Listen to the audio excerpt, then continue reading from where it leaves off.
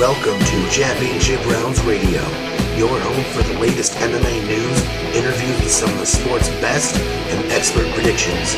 This is Championship Rounds Radio, and this is where MMA news makes the rounds.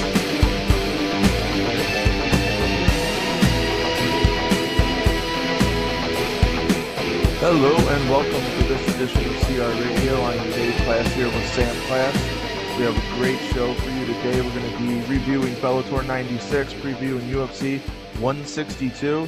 We're going to be talking about champions in the UFC who might be dethroned this year, who might stay champion forever. And stick around before we begin. Make sure to go on Twitter. Follow us at champion_rounds. Give us questions you want answered, topics you want discussed, fights you want to hear predicted. And go to our website at championshiproundsmma.com. It's updated, looks great. And also, we're looking for new writers. So if you're a good writer and you know your MMA, then contact us through the website.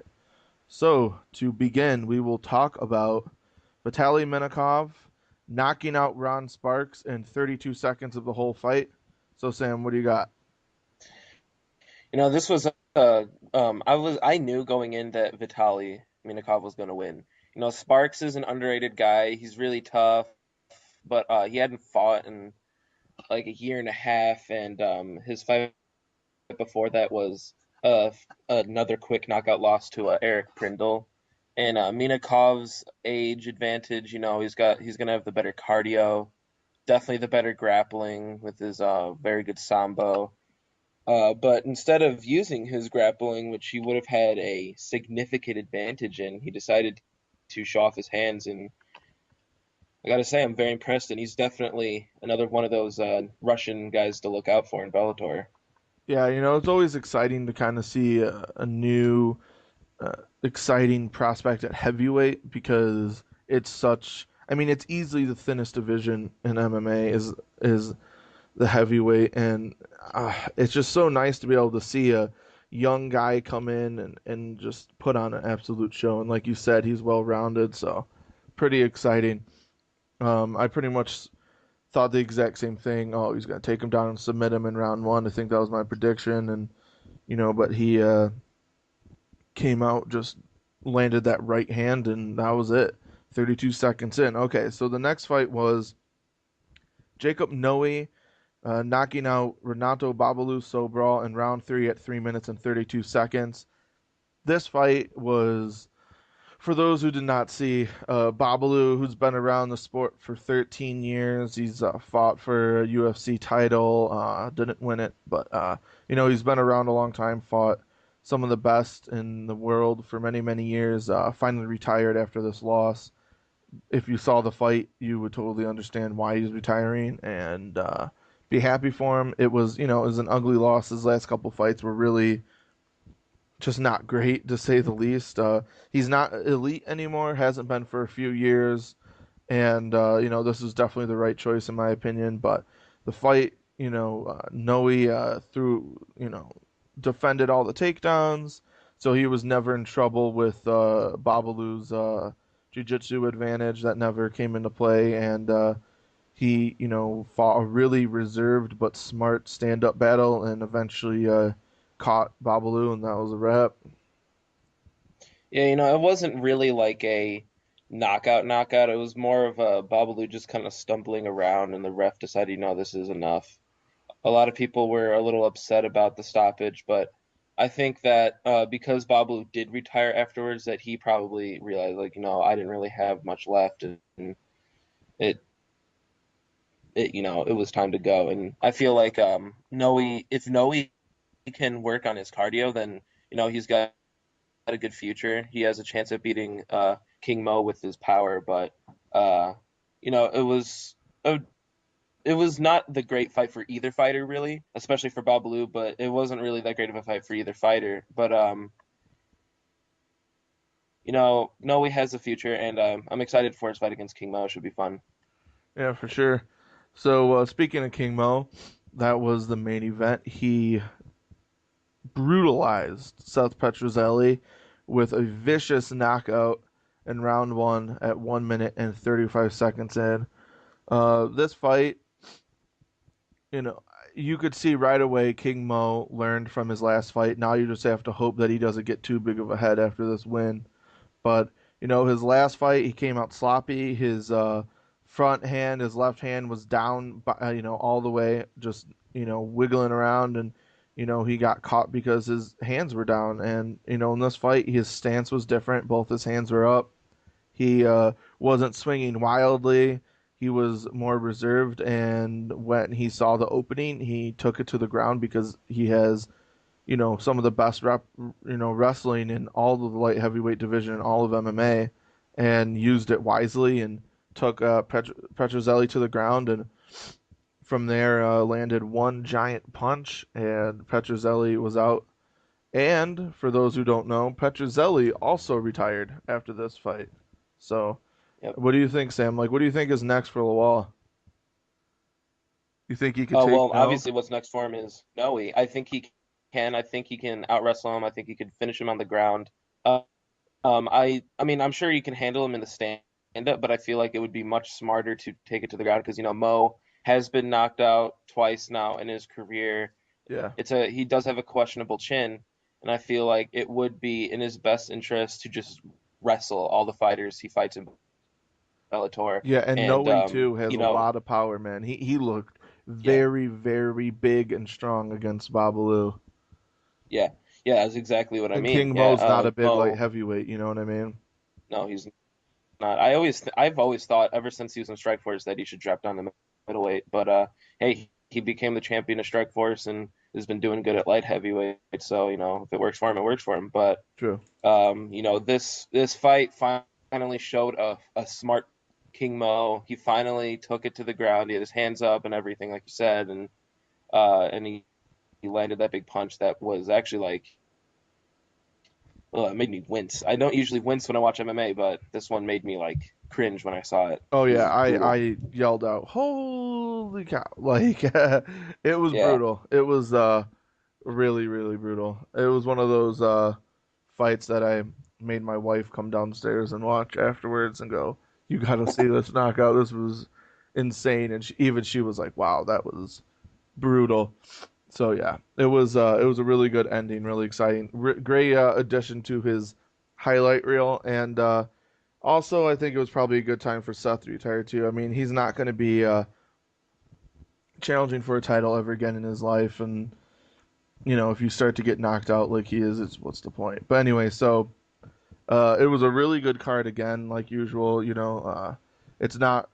I mean, if you look at the main card, there was a knockout in every single one of the fights, and I don't know, every single fight was really, really good, and the fights that they showed on the undercard later on, because all the fights ended so early, were all really good too. Yeah. So, I just More think that knockouts, more first round finishes. exactly. So I just think that thank God Bellator was on. I love Bellator. It's just so much fun to watch, and you're never dissatisfied at the end. Oh, So moving on, we're going to be previewing UFC 162, which takes place Saturday, July 6th. It's going to be in Las Vegas. There's a couple fights on Facebook starting at 7. Then the rest of the prelim card is at 8 on FX, and then pay per view at 10 for the main card. So we're going to be talking about 3 fights, all located on the main card. First off is Dennis Seaver versus Cub Swanson. And this could be, I mean, this, in my opinion, has Fight of the Night written all over it. I totally agree. I even think it is fight of the year written all over it. These two guys are always entertained no matter what, especially Cub Swanson lately, man. I mean, you don't get much more fun to watch than the new Cub Swanson. And Dennis Seaver is another really fantastic kickboxer. He looked absolutely devastating against Nam Fan. I mean, I knew that he would easily beat Nam Fan, but he just like one of the judges even had it 30-24. I mean, it was that dominant of a Right. fight. He easily beat him on the ground, destroyed him on the feet everywhere, and he's definitely one of the new contenders at featherweight, and his drop down from lightweight is the best thing that he could have done for his career. And Cub Swanson, I don't how like what happened to Cub Swanson? Why is he all of a sudden like this amazing contender after losing all these fights, From like what out of I heard, nowhere. is that he's been training with Timothy Bradley, the guy who beat Manny Yeah, yeah, Pacquiao, and that's why he's got that new swagger in his striking game. yeah. And his ground game too. I mean, his ground game's always been good, but like it looked so slick against Dustin Poirier and some of the transitions those guys had. It was just like beautiful. And with that ground game, he has a good chance at beating Seaver purely based on the ground. No, yeah, I agree. I think Seaver's an amazing fighter, but he has choked when it has counted most. Some of the Yes, big fights he has, definitely choked in the past, and I don't know. We'll see, but I think I just think that where Swanson is in his career right now is going to be really hard for anyone to beat him, and Seaver is going to have a real big challenge ahead of him. But I think it's going to be exciting. I think Seaver is going to have to play a really smart striking game where he goes in and out and in and out. I don't think hmm he can stand in front of Cub. I don't think his chin can hold up with that. I also don't think that he should take it to the ground either because I do think Cub is probably better there. So yeah. for Seaver, he's going to have to come up with some really smart game plan and make it perfect, That's going to be literally. hard to yeah. It's going to be hard to get a better game plan than Swanson because Swanson trains with Jackson. Exactly. So So we'll right see there is about that, but it's another going to be an amazing fight either way. yes. Um, then moving on is Roger Gracie versus Tim Kennedy. This one's really hard for me to pick.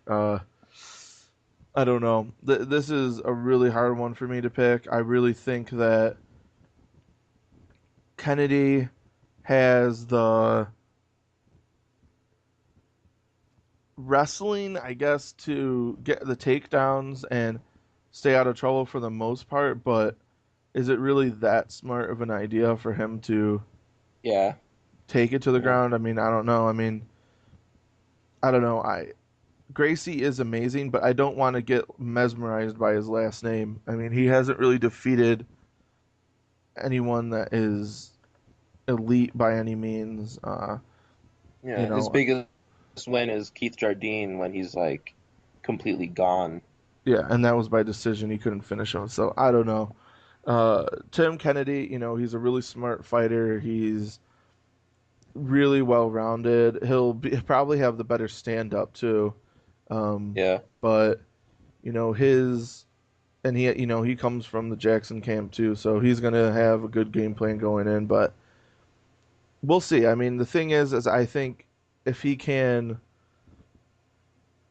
not make the same mistakes he made against Souza, then he should be able to pull this one out. But we'll see. I'm gonna have to pick that one come prediction week because it's gonna be really close. I think. Yeah, Gracie, I mean, you're right. You shouldn't be like instantly picking Gracie by submission because of his last name. He has that incredible ground game, the amazing jujitsu, but Kennedy is the more well-rounded mixed martial artist. Gracie is the jujitsu guy, Kennedy is a mixed martial artist, and I think right there is what might win Tim the fight, is Right. based on his superior striking and also his superior wrestling and takedowns. Can the wrestling keep him from being submitted? We'll have to see. Hopefully, he won't test that and will just fight smart and keep it on the feet. Right. Yeah, it's going to be really good. I'm looking forward to that fight as well because if Gracie wins that will definitely be a huge step up for him in competition. And, Yes. his next fight will have to be someone, you know, near the top 10. So, I think it's going to be good. I think if Kennedy wins, he'll get someone probably in the same level, kind of a mid tier guy again. But I think it's going to still be a really exciting ground battle. All right, so moving on, the co-main event is Frankie Edgar taking on Charles Oliveira, and You get to see Frankie fight at 145 again. This time, not for a title. When was the last time this guy hasn't fought a title fight back in like I think the last time 1985? Like was seriously. against Matt Veach like years and years ago. Yeah, I mean this is just ridiculous. The dude has fought. I mean it's like almost Randy Couture now, where he, like every other fight like in his entire Yeah, record is a exactly. title fight. But so this fight's gonna be really interesting. Personally, I think the main difference between these guys is heart. I think Yes. Edgar has the best heart I've ever seen in anyone ever, and I think Oliveira has some major issues when it comes to his heart and giving up when things get tough. So, right then and there, I don't know, but I think Yeah, Frankie we will have just way better stand up. I think he'll have way better wrestling, and I think his wrestling's good enough to stay out of trouble as well when it comes to submissions. Yeah, we discussed this after the Oliveira Cub Swanson fight. When we were there, we were like, we thought that, after Oliveira's fight against Jonathan Brookins, where he just destroyed him everywhere on the feet and on the ground, we were just like, and then he came in against Swanson, he got punched, and he just, instead of like getting knocked out or something, he just fell down and was just like, oh, my face. Yeah, If Frankie Edgar got punched with that, he would have just came right back and started throwing himself. He exactly. doesn't give up ever. Oliveira gives up when he gets hurt, like in his fight against Donald Cerrone, in his fight against Swanson, and his other losses too. It's just he doesn't have the heart to stay in there and take a punch. He's a fantastic. If he had heart, he could be a top 10 featherweight. His Yeah, skills are incredible. yeah, I He agree. just doesn't know how to take a punch, and that's exactly what's going to win Edgar the fight, is Yeah, right there. no, I totally agree. I think Frankie's footwork is going to give him a lot of trouble as well. I don't think he's going to be able to I really think handle he that. can finish him. So we'll see. Yeah. I'm excited. I think this whole card from top to bottom is amazing. The main event is Anderson Silva, Chris Weidman. We'll be talking about that a little bit later. So that's why we're not really going on it right now. But, there's some other really great fights on that card. You got Munoz Bosch and, Edson Barboza, Oliveira, and some other really good fights. So I'm really looking forward to it. And, there's some of these guys who are looking to work their way up the ranks like Norman Park and stuff. So it's really exciting. I think I just can't wait for the card. Being able to see the Yep. main event especially. But anyway, Hmm. next up is rapid fire news. But before that, make sure to go on Twitter, follow us at champion_rounds, give us questions, topics, and fights you want predicted, and go to our site daily at championshiproundsmma.com.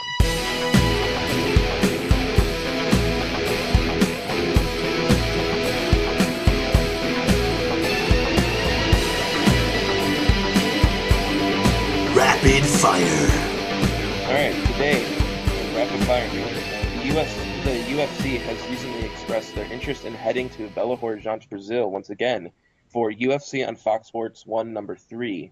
So far, the card has Joseph flyweight bout, most likely a number one contenders fight between Joseph Benavidez and Jussier Formiga, a light heavyweight bout between Ryan Bader and Glover Teixeira, and a very interesting middleweight bout between Jacare Souza and Yushin Okami.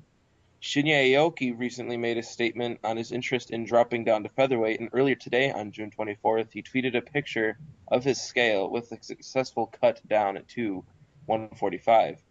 UFC 165 in Toronto has gained a bantamweight fight between two journeymen with Kid Yamamoto and Ivan Menjivar. Norma Rueda will be replacing the injured Sarah Schneider against Joanne Calderwood at Invicta FC6. UFC and Fox Sports 1 number 2 has gained a heavyweight bout between the Austrian Nandor Guelmino and Legacy FC champion Derek Lewis. The World Series of Fighting has added three important fights to their fourth event. Top bantamweight prospect Marlon Moraes will be fighting another prospect in Cage Warriors veteran Brendan Hempelman. Lightweight sensation Nick Newell will be making his debut against tough veteran Keon Caldwell, and UFC veterans Gerald Harris and Jorge Santiago will fight on the preliminary card. Awesome. Thank you very much. So now we are moving on to hot topic predictions. Now, this is what we're doing. This is a fun one, and we want to hear your take on it too. So make sure to comment or tweet us about who you think will win and lose. All right. So what we're doing now is we're going to be talking about which champions in the UFC will fall this year. So which ones will lose, which ones won't.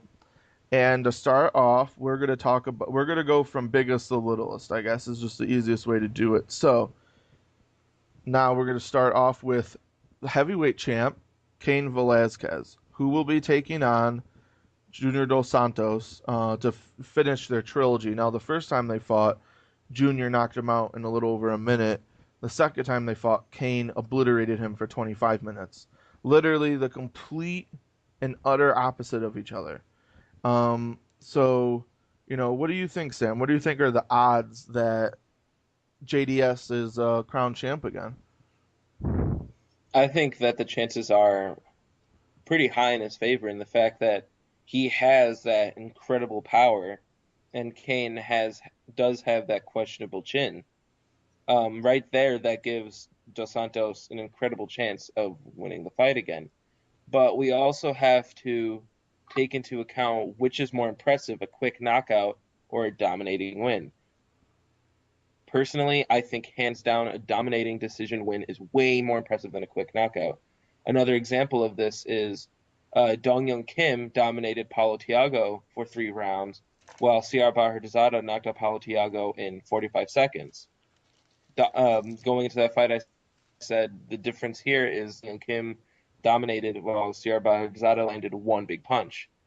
Dong Young Kim went on to dominate that fight against Bahrdazada. Of course, it could be just a difference of styles, but also I believe domination is better than one lucky punch. Well, this And is I why. think I'll tell you why it is. Because you can land one lucky punch and knock the guy out, but you might not be the better fighter. yeah, You know, Junior obviously does have the better striking game, or at least just with the hands boxing wise. I don't, kicks, I'm not really sure. Junior doesn't throw a lot of them except with his last fight when he knocked out Hunt with a spinning heel that's kick, but crazy. the spinning back heel kick. But anyway, so I don't know. I mean, for me, I think, like you were saying, JDS has a good chance because if he lands one really good shot, Kane can go down because he has, and he's been rocked, you know, other times prior to that as well. So, uh, but, when the time comes to pick it, I'm leaning more towards Kane because I think he's the better, well, more well-rounded fighter. Yep. But can he fall? I would say a 33% chance. If they were to fight 3 times, I'd say Kane wins it twice, and this is their third time. So I'm gonna go There you go. probably with Kane to pick the stay. Then we go to John Jones. I don't see him losing for over like no joke. Right now Anderson Silva is like a roughly 13 years older than John Jones. Yep. It could be that long until John Jones loses. No, I agree. I think he's going to be champion for over a decade. Yeah. I think the guy with the best chance at beating him is Daniel Cormier. But in Cormier's last fight against Frank Mir, that proved to me that he's not ready yet for a fight against Jones. Yeah, he couldn't block Frank Mir's simple body kicks.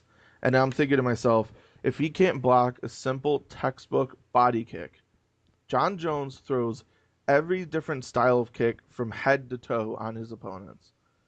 Like that Literally, is he kicks going at to like people's really throw shins. Cormier off. Cormier will not be able to handle that. He won't. Yeah. And the only hope Cormier has is that he'll somehow be able to out wrestle him and stay out of submissions, but I don't know. Can you? Cormier will have a significant reach, disadvantage, just like everyone else. Will he be able to shoot in and get that takedown without getting a knee to the face? Will he be able to avoid a guillotine? All these things. I don't know, man. I think that John Jones is going to be champion for. I think I'll have a couple of kids before John Jones. I think my kids will be like in junior high by the time he loses, and I don't even have a kid yet.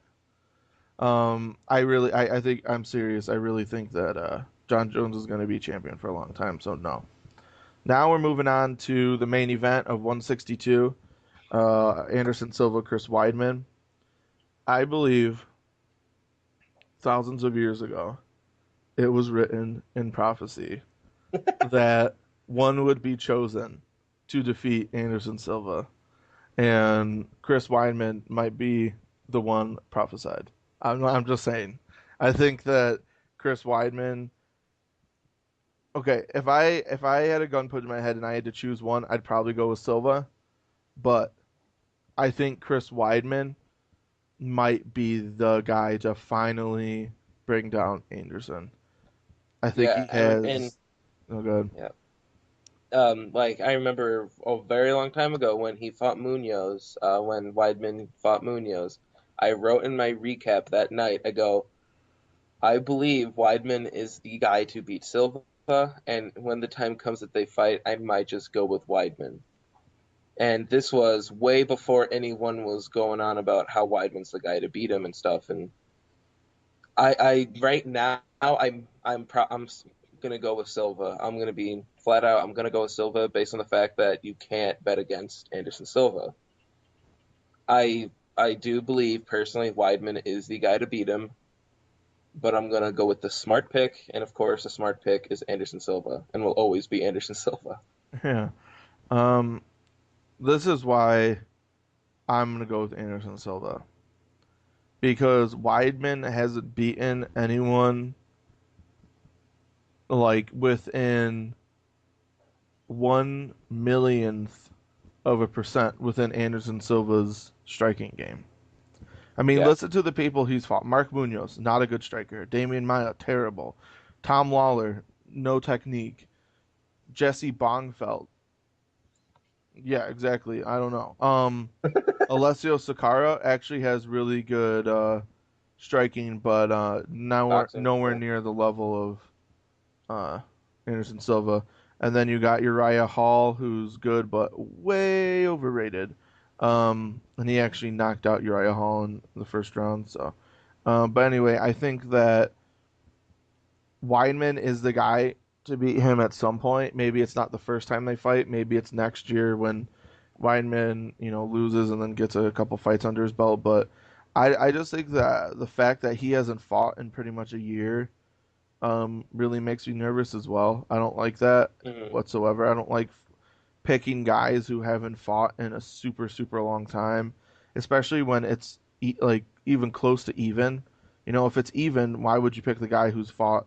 You know, why you always pick the guy who's fought sooner? It just makes sense. So, but I don't know. I mean, we'll have to see. But for me, I'm gonna go with Silva, but I would not be shocked at all if Weidman took it. The thing And is that Anderson Silva, we've been only talking about striking this whole time. We also have to look at the ground game. Weidman, I personally think that if Weidman and Sonnen fought, I think Weidman would beat Sonnen with better striking as well as stronger wrestling, personally. Like, I really believe that. I think that Weidman could submit Sonnen on the ground. oh, I totally believe that. Yeah, he could totally submit him. That's the thing is Weidman's only chance, like Weidman's striking's good and everything, but come on, it's Anderson Silva. Weidman's only chance is to take Silva down and look for a submission and try and get it like the first time he gets him down, try and end it right there. That was Yeah. Sonen's whole issue. Sonen's submissions aren't good, so he wasn't able to submit Silva or even really look for one, knowing that Silva's submission defense is going to be too good for him. However, what Weidman does have good submissions. He trains with, the Sarah group, and obviously, his submission training is probably very good, but he needs to, the minute he gets him down, realize this might be my only chance. The next round, if he gets up in this round or even just in the beginning of next round, we'll be standing and he could knock me out. I am now on top on the ground. I have to finish it right here and right now. And he has to. He can't do what Sonnen did and just hope that you can, be on top for 25 minutes. You can't do that with Anderson Silva. So he has to get the takedown and end it right away. It's his only chance. But anyway, Weidman has a really good chance. But so far, I'm not picking any of the champions to fall yet. in either of you. So the next one is another tough one. We got George St. Pierre, who's been champion almost as long as Anderson Silva, and he's taking on Johnny Hendricks, favorite of mine. I love the OSU group. I like Johnny Hendricks a lot. This is again the type of guy with the same type of, just like Weidman. Weidman has the strengths that counter, that are perfect for Anderson's weaknesses. And this is the same thing. You got Hendricks, who might be the first person to ever out wrestle GSP, and GSP's chin is, not great, and Hendricks easily has the strongest punch at 170, without a doubt. Yep. So, it's the perfect, antidote to anything GSP has. So I think it's going to be an amazing fight. I really do. I think it's going to be really, really close too. I am just so excited about it. I really can't wait for it. Yeah. Man, it's really hard to pick this fight. You were right. Like we said with Hendricks being could be one of the first guys to out wrestle GSP, and GSP has been rocked and knocked out in the UFC. He was rocked by Condit. He got knocked out by Matt Serra of all people. Yep. And Hendricks has such better power than all of these people. Yeah. You know, it's just, man, it's really tough. Hendricks is like the Chris Weidman for GSP. I think he's the guy to beat him. I think he has all the tools to do so. But I don't want to put my prediction down right now. I'm gonna have to wait till the fight comes. I can't do it. I'll tell you this much. I will do something similar with the Anderson Weidman. I'm going to wait. However, I might, go with the GSP pick just because, he has amazing camp and he always finds a way to win. He's a winner. Yep. He's been champion that long for a reason, and he's beaten a lot of really good, high quality, talented fighters. So we'll have to see, but that one could be another one. I mean, could you imagine 2014 where Anderson Silva and GSP are no longer champions? Would that just blow your mind? Like, Yeah, it's too weird. yeah. Well, that GSP Hendricks fight is happening November 16th, so we shall see then. All right, so the next one is Benson Henderson and TJ Grant. And those two are fighting pretty soon as well. And man, I don't know. That one is probably the closest. I might go with TJ Grant. I, we were just talking about this the other day, how Henderson's good at everything, but not a master of anything, and it's so hard to pick him whenever he fights because he's just not super amazing at any one thing. And when you think about all his fights, he like barely wins all the time. Like he squeaks by all the time. And this is going to be a guy who is going to be bigger than him, possibly stronger as well. Yep. And Benson will definitely have a major speed advantage, no doubt about it, and possibly better wrestling. The wrestling hmm might cancel each other out. I'm not sure, but you know, Grant has amazing submissions, and in his last two fights, has shown off amazing punching power. And man, if he could put that all together, Benson is in a lot of trouble because, I mean, TJ Grant's 21-5 with 13 submission wins. The dude's a finisher, and now that he's putting together his hands and his punching power, I mean, that is a legit guy that people should really be afraid of fighting.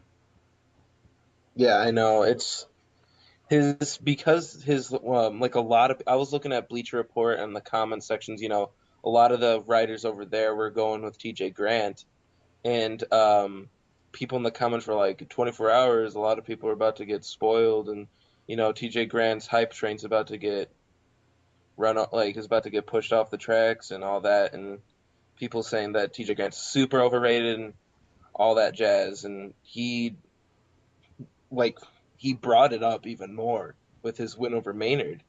You Yeah. know, Yeah. like people were like, saying this is he's overrated and all that. I didn't expect it to go down the way it did. Almost, I didn't see like anyone going with a first round knockout. Oh yeah, definitely Who not. would have gone with a first round knockout in that fight? Maybe for Maynard because he almost knocked out Frankie Edgar. But Right. I think that Grant has easily the best chance at lightweight at beating Henderson. Because right now, Pettis is a featherweight. But still, I think I'm gonna go with Grant. I'm most likely I'm going to. Yeah, I'm most likely going to go with Grant as well. I just think he has what it takes. But anyway, moving on, we have Jose Aldo taking on the Korean Zombie in August 3rd.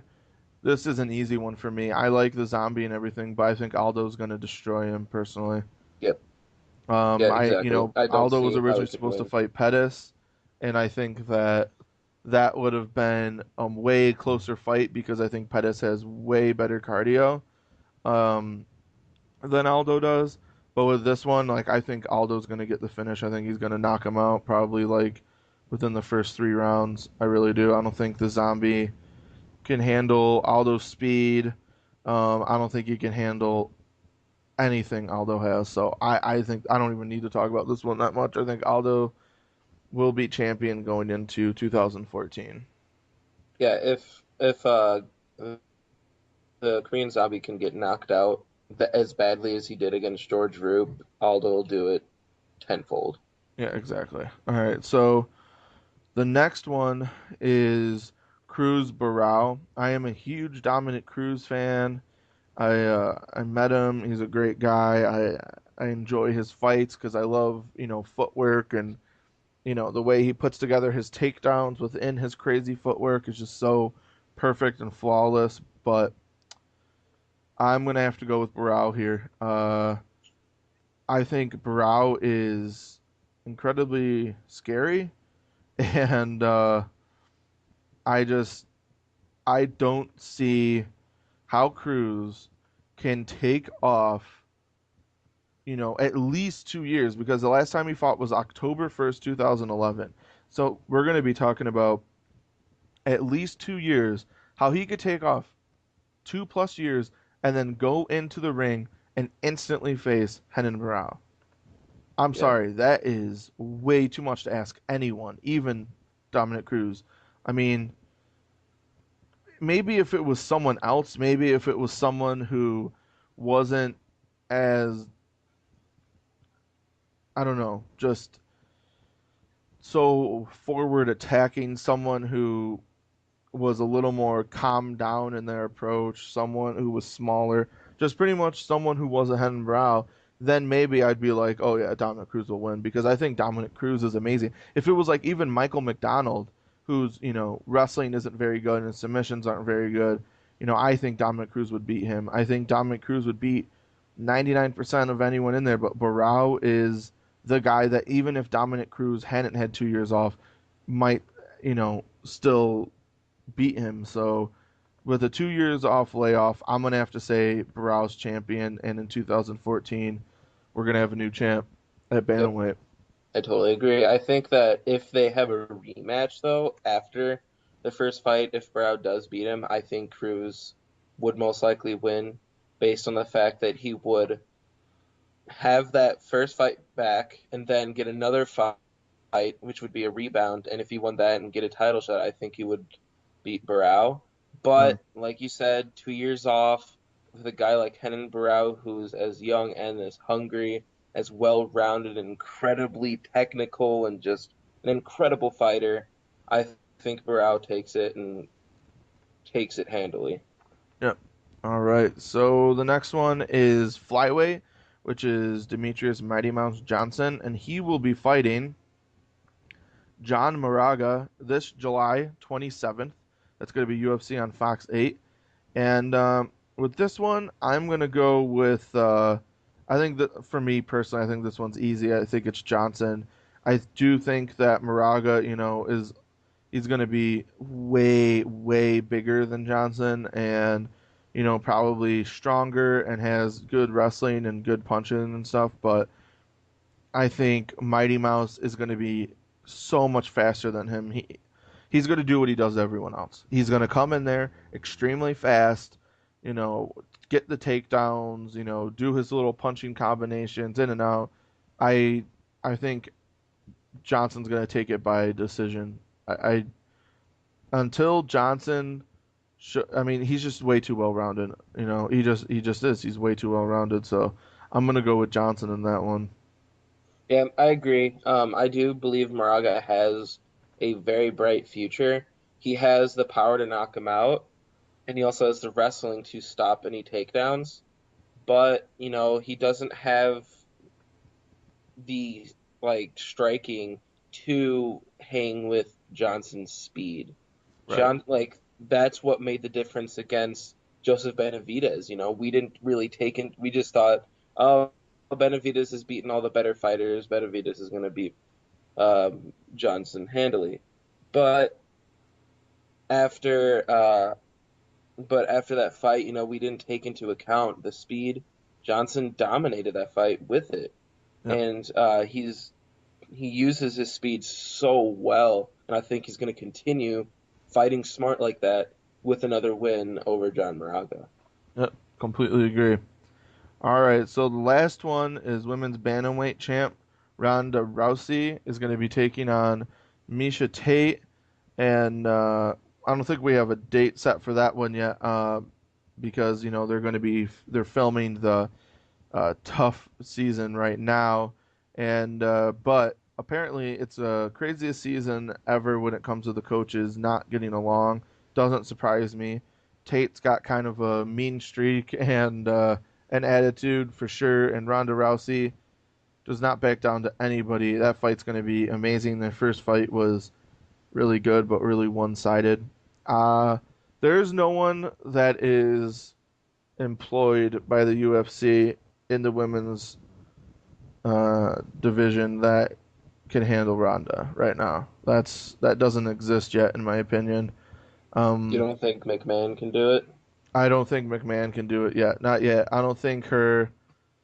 She's an amazing wrestler, but you have to remember, like, the difference between wrestling and submission defense Yeah. is a lot.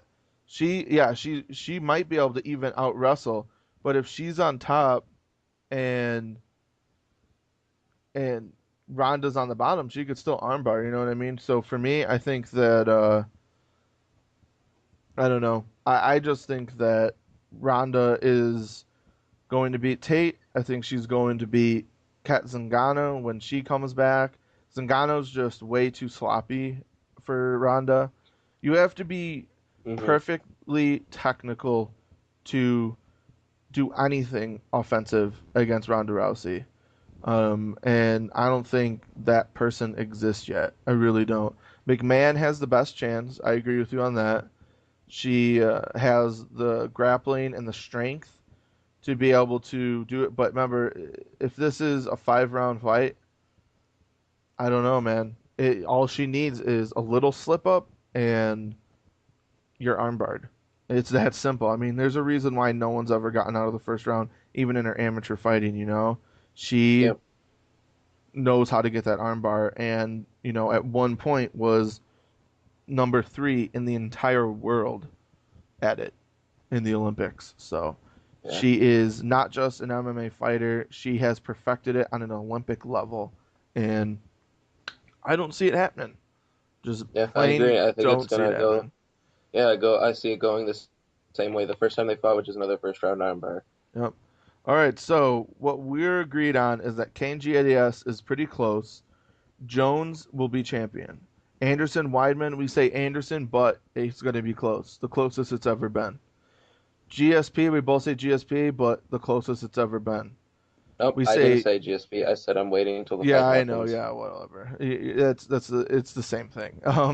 And we got TJ Grant over Henderson, Aldo over the Zombie, Barao over Cruz, Mighty Mouse over Moraga, and Rousey over Tate. So what we're saying is we believe by 2014 you'll have a new lightweight champion in TJ Grant and a new bantamweight champion in Renan Barão, but possibly a whole bunch of new champions. And there's a lot of good fights for the belts this year, as we've just talked about. A lot of these are happening this year.